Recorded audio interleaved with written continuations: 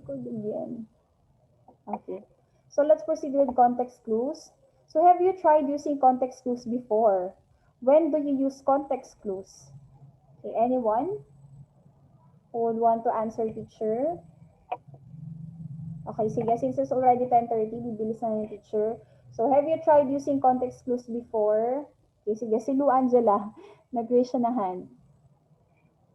Sir, binaba ko na po. Okay. So you don't want to answer. How about Roman? Roman, have you tried using context clues before, Roman? Yes, sir. Okay. So what are context clues ba kasi, Roman? And when do we use context clues? Sir, parang pag di mo po maintindihan yung sentence, yung sentence, sir, titingin ka dun sa ibang part ng sentence yung clue niya, sir, para alam mo kung anong ibig sabihin. Okay, precisely, Roman. So although you said it in Tagalog, I appreciate that you know what context clues mean. Okay, so basically, class, context clues from the term itself, okay, clues. Okay, they are clues, okay, in order for you to find the meaning of the unfamiliar word in the sentence. Okay, so that's when we use context clues. We use context clues when we take examinations and then we do not know the meaning of a certain word. So we go across the sentence, okay, to check clues. Okay, that will lead us to the definition of that unfamiliar word. Okay, so yeah, we use it when we take examinations. What else? When we read a book, a novel, and then we do not know the meaning, we use context clues. Okay, therefore, class, I am telling you, context clues is a skill. Okay, being able to understand context clues is a skill that you need to possess as early as now that you are grade 6, because whenever you go to high school, there are more challenging words that you need to define. So you really need to practice using context clues. Okay. Let's have the following. Why can't I move? Okay. So I have here examples, and then let's try to know the meaning of these unfamiliar words using context clues. So some people hunt for lost coins on beaches using an apparatus called a metal detector. Okay, so what does apparatus mean here based on the context clue? So what are our clues here? Okay, we have an example, right? Metal detector. So that's an example of an apparatus. So that's one context clue. Okay, so what does apparatus mean, class? Based on this one. Sir, machine? Yeah, pwede po ang machine. Aside from machine. Any more? How about 30? What does apparatus mean, 30? Yeah, how about the others? Who would want to recite?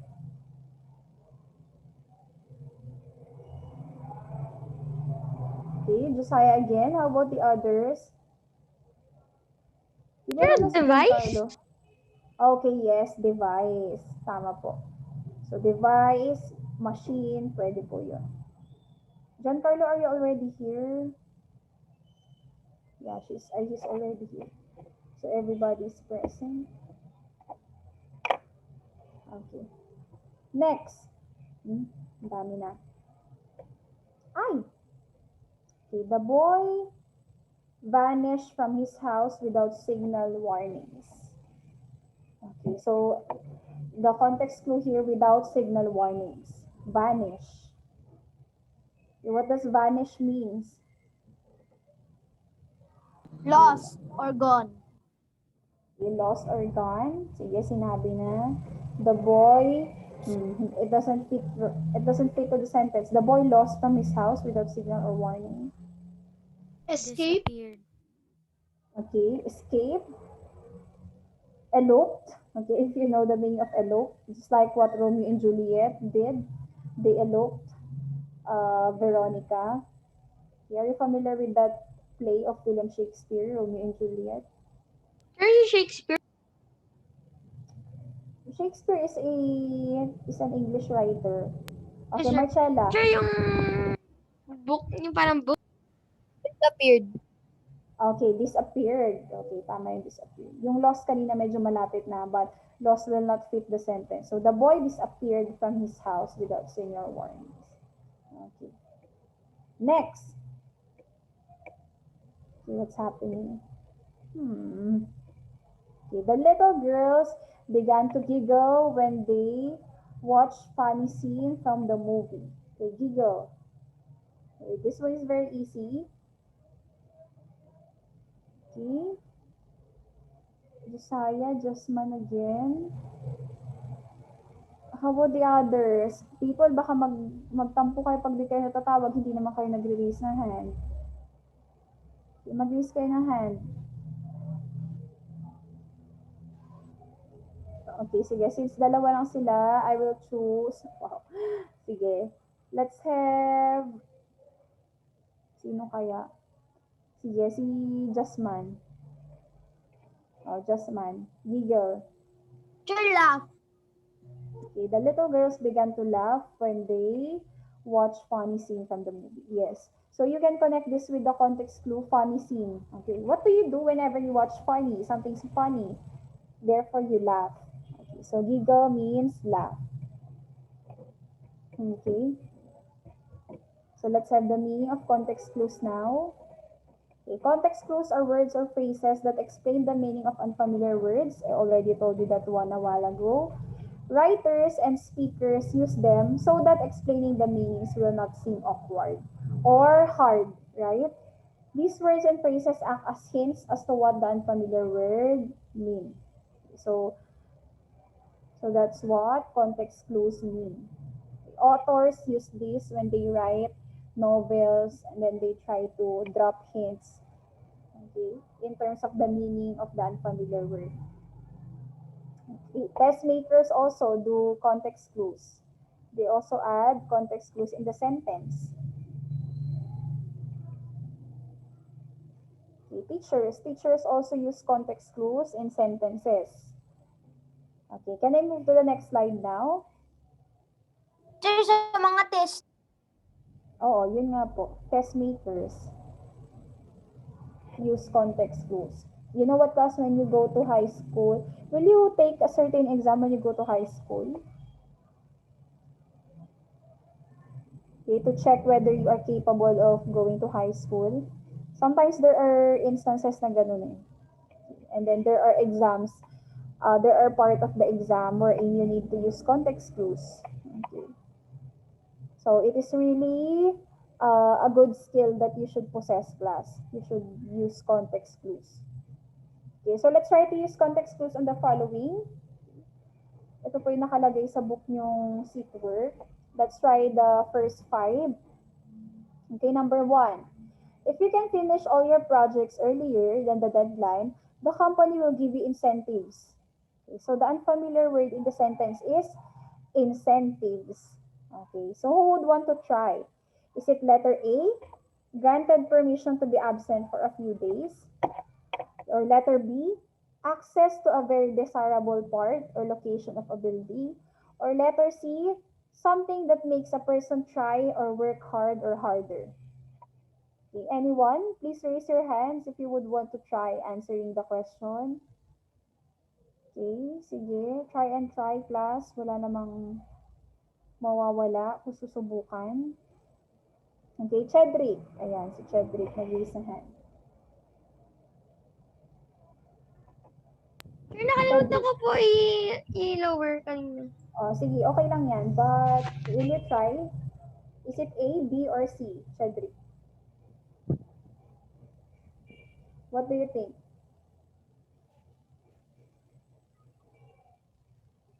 Cedric?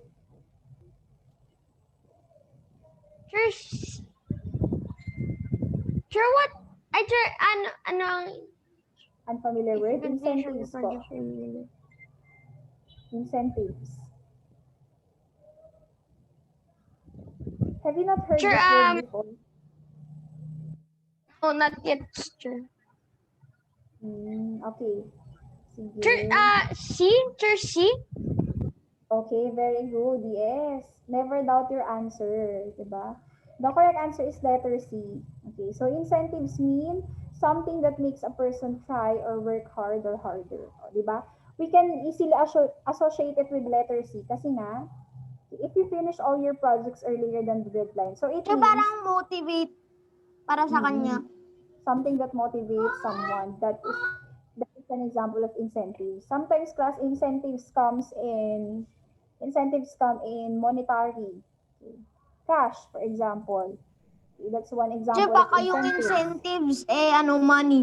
Money. Yeah, Para yun nga, sinabi ma-motivate ni siya. teacher. Opo, money. Okay. Because what do we work for, right? Para saan tayo nag-work? We work for money. Okay. Ito, letter B, access to a very desirable part or location of a building. Will a company give certain reward to someone who would finish a project? Medyo malabo, di ba? So, letter B is not the correct answer. How about letter A? Granted permission to be absent for a few days. Do you think the company would want to do that? Di ba? Considering that you are Or a no? competent person or you are really good in your work, so will they give you the chance to be absent for a few days? No, right? So the correct answer is letter C. So sometimes class, if you have choices, you have to do elimination. Do you know how to eliminate answers? Class, that's what you should do also. Pag Sure, hindi nyo alam no. talaga yung sagot, you should eliminate from the list of choices. When we say eliminate, okay, for example, letter A, this doesn't sound right. Okay, it's ridiculous. The answer is ridiculous. So this might not be the correct answer. Letter B, oh, so uh, this one sounds nice, but I don't think this is the best answer. For letter C, I think this is the correct answer. And that's the only choice that you have that was left. So you will choose letter C, something like that. So that's how you do elimination. Okay, number two. So the correct answer on number one is letter C. You may want to write it on your book. Number two, the warrior is heartless and ruthless, while the vendor has no skill in sword fighting. Okay, so ano yung naano dito? What's the unfamiliar word? The warrior is heartless and ruthless. I think it's ruthless. Okay, anyone who would want to try?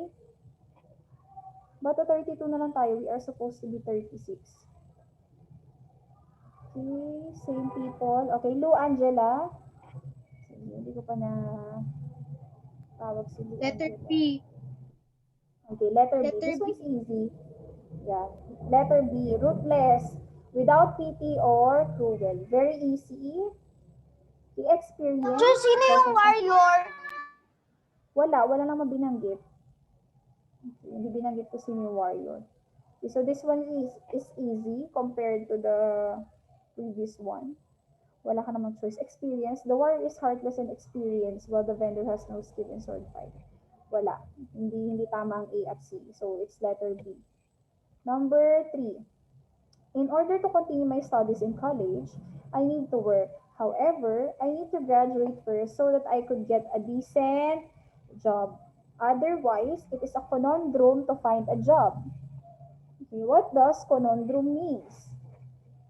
Ito medyo may medyo parang pare-pareho sila. Anyone who would want to try conundrum? What does conundrum means?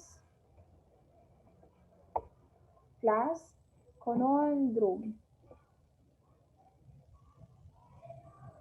Okay, sige, Ryan. Ryan Bustos. Very difficult. Okay, otherwise, it is a conundrum. Difficult to find a job.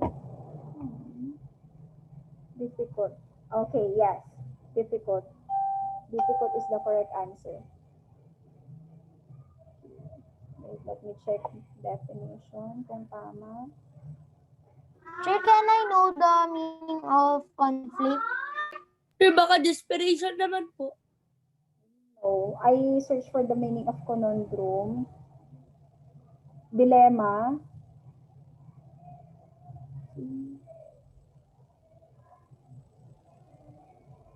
A confusing and a difficult problem, conundrum. Otherwise, it is a conundrum. It is a It is a difficult to find a job. So difficult is no longer the correct answer. Otherwise, it is a conflict to find a job. It is a desperation to find a job. Conflict. Conflict is the correct answer. Because according to the dictionary, conundrum is a confusing and difficult problem.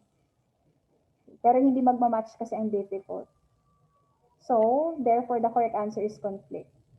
Otherwise, it is a conflict to Teacher, find paano a naging job. conflict? So, may IT, So, di ba yung I conflict, think, away naman yun? yeah, but there are different meaning of conflict. Conflict. Sige, let's check the meaning of conflict. Dispute, clash. Wait, let me check the the answer key for this one. Okay. It's not desperation. Desperation is not conundrum. Conundrum is a difficult situation, sabi niya. But we cannot choose difficult. Wait lang. I'll stop the video first and then I'll just get the correct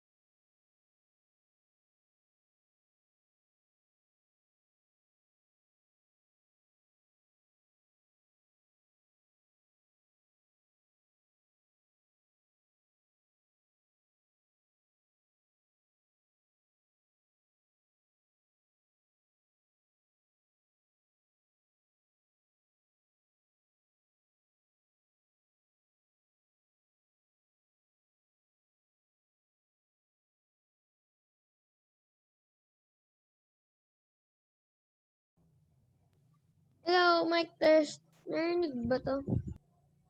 I'm back. Yes. Hello? Yes, I'm back. May naririnig po akong kung ano-ano sa background. Will you please stop watching first? May nanonood po ata.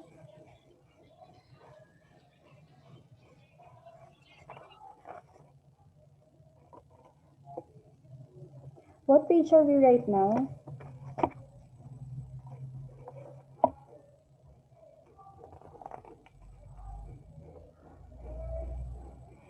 People, what page are we? Can you check your book? I only have the small version and it only has answers. What page are we? Francis, what page are we? Can you check your book?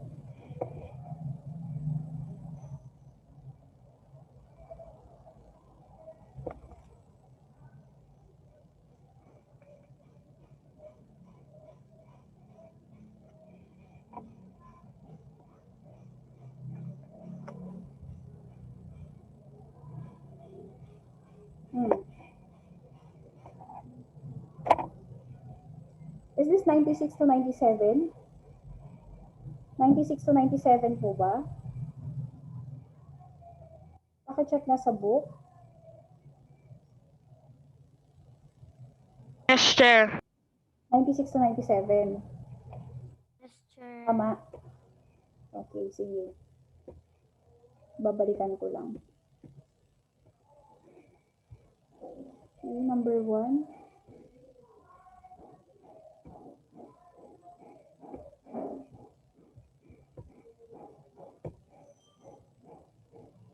Okay, C, we are right. Number 2, B. Number 3.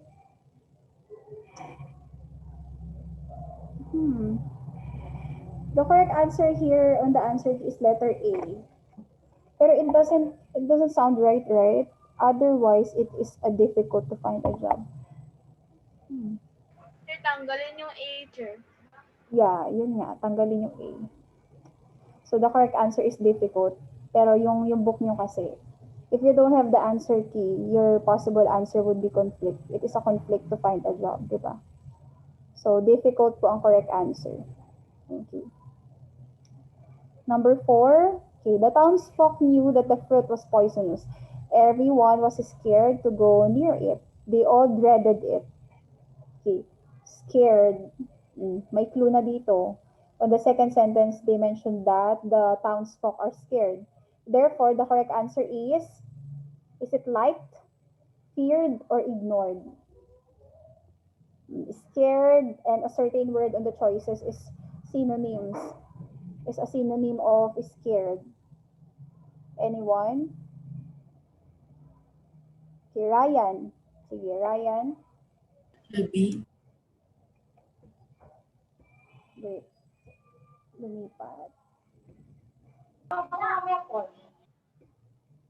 Okay, it's letter B. Yes. Scared and feared are the same words. The townsfolk knew that the fruit was poisonous.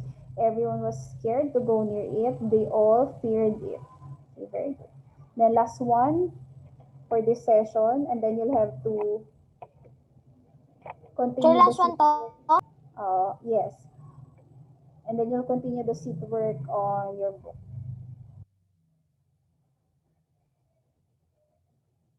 Ay, kasali pala to. So, hindi ko to babanggitin. There are 6 items in your seat work kasi. Sige.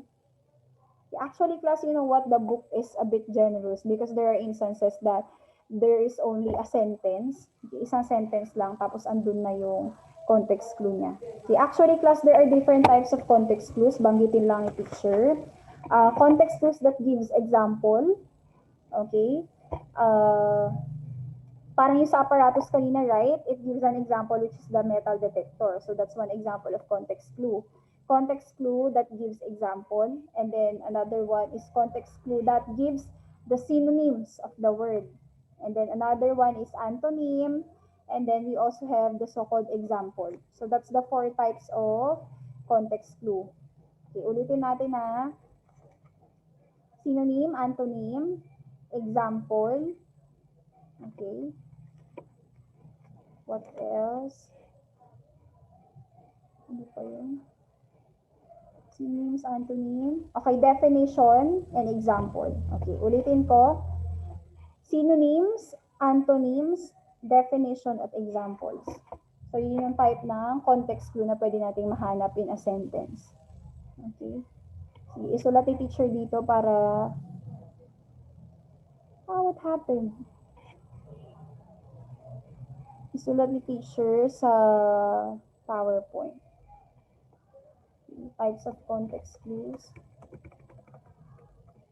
And the next meeting, I'll just give you examples of this one. Synonyms. Okay. You know what, class? I'll appreciate if you just write it, examples, and then definition.